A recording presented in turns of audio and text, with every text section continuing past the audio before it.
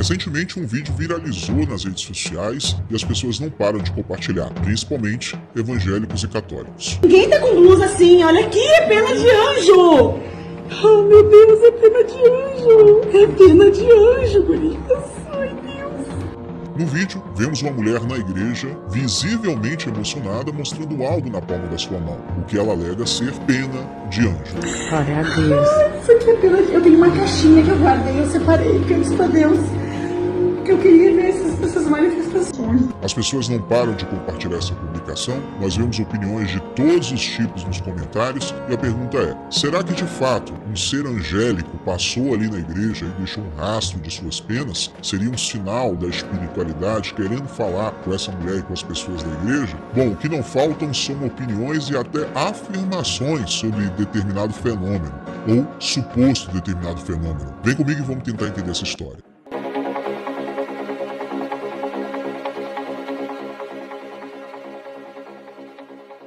Fala meus amigos, como sempre é uma grande honra estar aqui com pessoas tão maravilhosas e especiais. Acredito que muitos de vocês devem já ter visto este vídeo onde uma mulher visivelmente emocionada mostra ali o que ela alega ser pena de anjo. Meu Deus, eu quero provar para as pessoas que é real. Olha aqui, gente. Glória Olha a aqui, é Deus. pena, gurias. Olha aqui.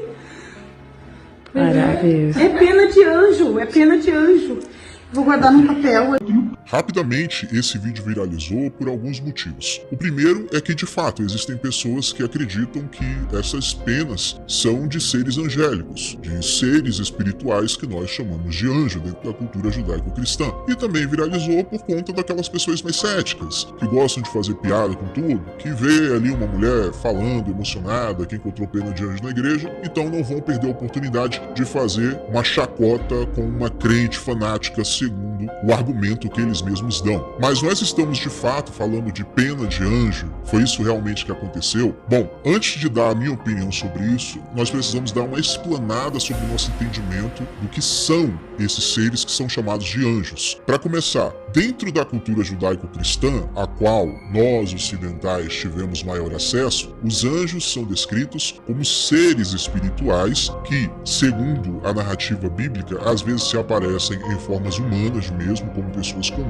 como vocês podem ver o exemplo de Abraão, em que os anjos se materializaram ali em forma de humanos mesmo, apesar de a narrativa bíblica dizer que eles tinham uma beleza acima do normal, mas não fala que eles chamavam a atenção porque tinham asas. A mesma descrição bíblica também fala de anjos com formatos assim extremamente assustadores, 6 asas, 4 rostos, rosto de leão, rosto de boi, rosto de águia, rosto que lembra humano. E também existem outras descrições nada bonitas, podemos dizer assim, sobre essas figuras angélicas. Ou seja, a própria Bíblia, ela demonstra que existe classes angelicais de seres completamente diferentes em suas formas. Nós podemos chegar à conclusão que esses seres, eles além de serem classificados como espécies diferentes, podemos chamar assim, você tem anjo com formato humano, você tem anjo ali que é apenas um olho enorme, com vários olhos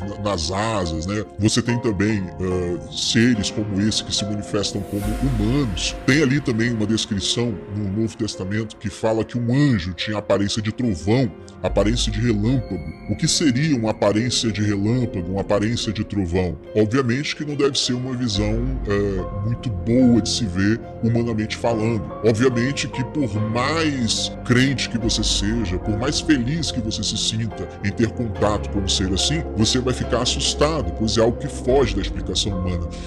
Como imaginar um ser que se assemelha a relâmpago, tá?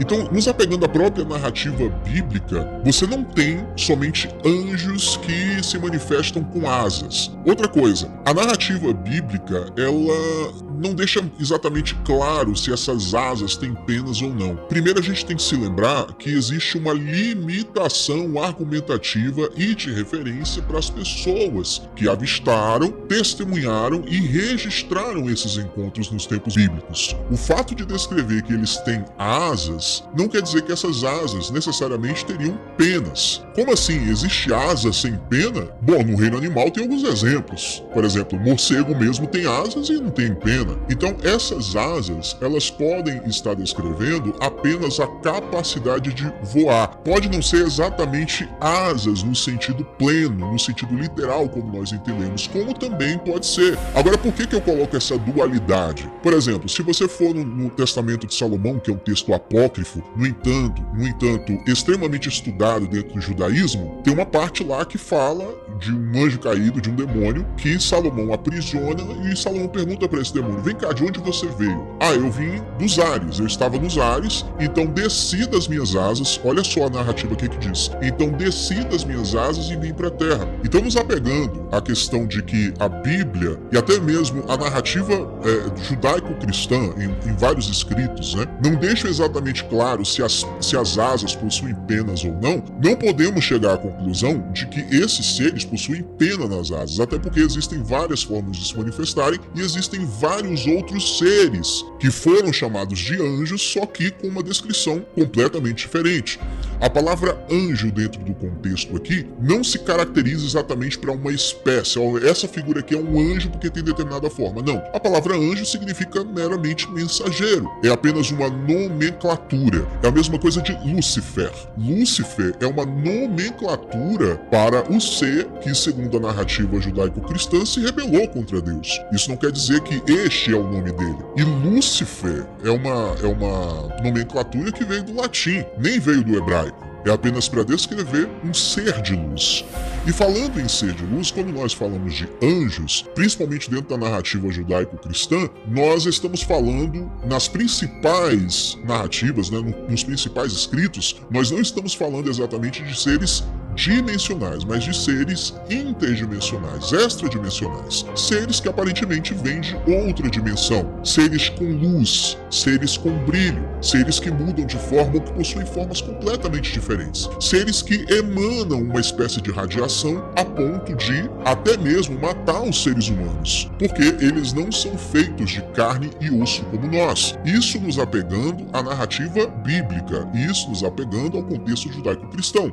Se nós sairmos da narrativa bíblica e formos nos apegar a outras mitologias, onde temos ali também histórias, lendas e mitos de seres que lembram muito os seres angélicos citados na Bíblia e também na tradição judaica, nós podemos reafirmar que grande parte desses seres provavelmente são interdimensionais ou são seres que usam alguma espécie de tecnologia avançada e que para nós aqui emite um grande brilho. As asas podem não ser exatamente asas, mas pode ser alguma coisa que descreva que eles possam voar, como eu citei aqui o exemplo do Testamento de Salomão. Tá, mas esses seres com asas, eles são somente interdimensionais, extradimensionais? Se a gente sair do contexto judaico-cristão, nós já temos uma outra visão de seres que, aparentemente, são tridimensionais como nós, ou seja, são de carne e osso, podemos dizer assim, e que possuem asas físicas. Ainda dentro do contexto judaico-cristão, no livro de Enoque, os 200 anjos que se encontram no Monte Hermon não parece ser a descrição de seres interdimensionais. Pelo contrário, a impressão que se dá é que no livro de Enoque se narra a história de seres dimensionais, de seres de carne e osso como eu e você. E segundo a narrativa do livro de Enoque, esses seres eram tão de carne e osso que se relacionavam com as mulheres humanas e tiveram filhos com elas, que foram chamados de Nefilins. Então, as asas propriamente ditas aqui, dentro dessa narrativa do livro de Enoque, e também de outros mitos e outras lendas que também falam de seres com asas e que não eram espirituais, que não eram de outra dimensão, nós podemos estar falando de asas realmente físicas, mas isso não quer dizer que essas asas tenham penas. Ah, mas no desenho lá o cara colocou pena. Não, mas é para a pessoa entender que eram asas, que eles podiam voar. Ou essas asas eram de fato literais, ou poderiam ser apenas veículos, ou simplesmente a capacidade de voar. Ou seja, seres que, independente de terem asas ou não, eles poderiam voar. Tendo veículos para voar ou não, eles simplesmente poderiam voar. Mas na grande maioria dos mitos e das histórias contadas em outros povos, esses seres eles tinham alguma espécie de veículo para voar e que foram muitas vezes dentro de um consenso comum na teoria dos antigos astronautas, né, foram caracterizados com asas apenas para descrever que eles poderiam voar. Mas nem todas as culturas fizeram assim. Como, por exemplo, na cultura hindu, eles descreveram as vimanas, que eram os objetos que eles usavam para voar, que os deuses usavam para cortar os céus. Dentro da cultura tupi-guarani, algumas lendas falam de deuses que voavam em canoas voadoras. Obviamente que se nós estamos falando de seres avançados, nós não estamos falando literalmente de canoas, mas isso aí foi para exemplificar, para que as outras pessoas pudessem entender o que eles viram, o que os antepassados viram, ou seja, qual o ponto de referência que eles têm mais próximo para descrever determinada coisa. Eles voam em canoas voadoras. Dentro da mitologia egípcia também, você tem grandes embarcações voadoras onde todos os deuses estão em cima. Inclusive, eu explico isso com muito mais detalhes em um livro que já terminei de escrever, só estou terminando de ajustar alguns detalhes, fazer cap e tudo mais, um livro chamado Anjos Desconhecidos. Em breve vou estar lançando aqui, divulgando para vocês, e quem quiser adquirir e quem quiser se aprofundar nesse assunto vai poder, onde nós falamos exatamente dessas questões. Dos anjos que foram, de fato, seres carnais, e dos anjos interdimensionais, ou seja, seres de outra dimensão. Dentro de uma linguagem mais religiosa, seres espirituais. Então, dentro dessa narrativa de anjos, não somente no contexto judaico-cristão, mas também de todos os povos, nós temos seres dimensionais e extradimensionais. Então, no caso do vídeo aí da igreja, se fosse de fato um anjo que deixou uma pena cair, era para ser um ser dimensional, um ser que dava para todo mundo ter visto. Então, o que aconteceu nessa igreja aí, muito provavelmente, foi pena de um pássaro pequeno. Algum pássaro pequeno passou por ali, deixou o rastro de penas, e aqui eu tô falando com todo respeito à manifestação de fé das pessoas que acreditaram, da senhora do vídeo. Meu intuito aqui não é desrespeitar de forma alguma, até porque eu respeito muito a fé das pessoas, mas a verdade precisa ser dita. Muito provavelmente foi um pássaro pequeno, não foi um anjo. No entanto, a vontade de ver, a vontade de presenciar algo sobrenatural e espiritual é tamanha, qualquer coisinha acaba sendo interpretado como um sinal de manifestação. E é preciso tratar essas situações com muito carinho, com muito cuidado, principalmente quando as pessoas estão falando na mais irredutível pureza. Você vê pureza nessa senhora. Você não vê nessa senhora do vídeo a intenção de, vou fazer um vídeo aqui, dizer que um anjo passou por aqui porque eu quero essa igreja lotada. Não, você vê ali uma congregação extremamente simples, uma senhora simples, visivelmente emocionada. E outra coisa, como eu falei para você, a grande maioria dos avistamentos de seres que são interpretados como anjos são visões de seres iluminados, onde você vê luz nesses seres. E as pessoas que relatam ter visto um pouco mais de perto esses seres não veem penas. Podem até ver asas, mas não veem penas, veem asas ali no formato de luz, veem luzes no formato de asas. Então, no meu ponto de vista, aí não se trata, tá, de um anjo que passou e deixou penas lá, mas apenas um pássaro pequeno que passou e alimentou aí a esperança dessas pessoas de terem presenciado, né, um registro de uma aparição angélica, quando na verdade não foi, tá? Em breve vou estar lançando meu livro Anjos Desconhecidos, tenho certeza que vai agregar muito no conhecimento de vocês que gostam muito de estudar angiologia, assim como eu estudo angiologia desde a minha adolescência, é um tema que eu gosto muito, tá? Agora eu quero saber sua opinião sobre tudo isso aí nos comentários. Se você é novo, gostou do conteúdo, fica o convite para você se inscrever, ativar o sininho, e eu tô esperando você no próximo encontro.